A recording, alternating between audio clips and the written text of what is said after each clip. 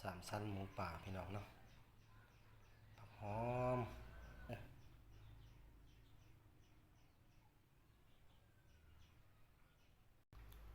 สบายดีพี่น้อง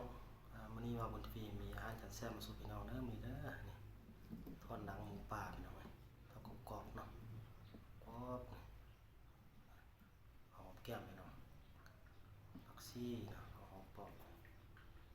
เขือพวงพี่น้องเนาะแจ่วเปรี้ยวๆพี่น้องใส่มะนาวเนาะพริกสดพี่น้องข้าวเหนียวอ่อนๆพี่น้องเนาะเอาละจ้าพี่น้องมา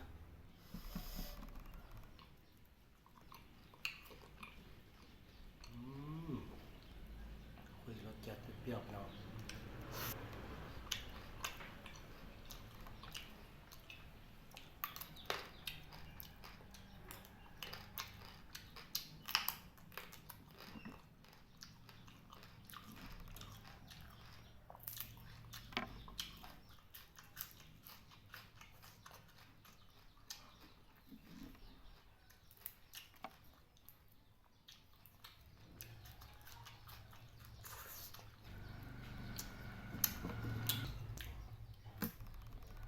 ทอดกรอบๆหนังหมูป่าเนาะ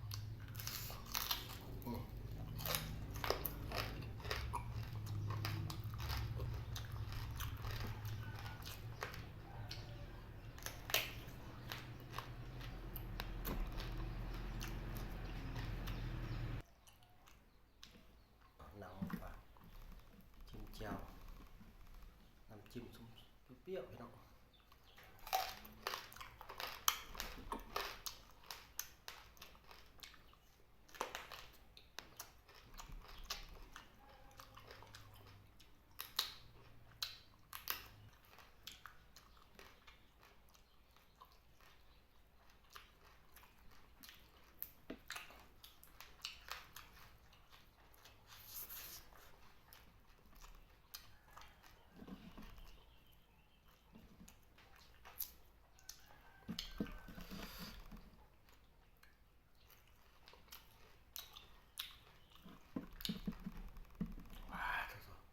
หอม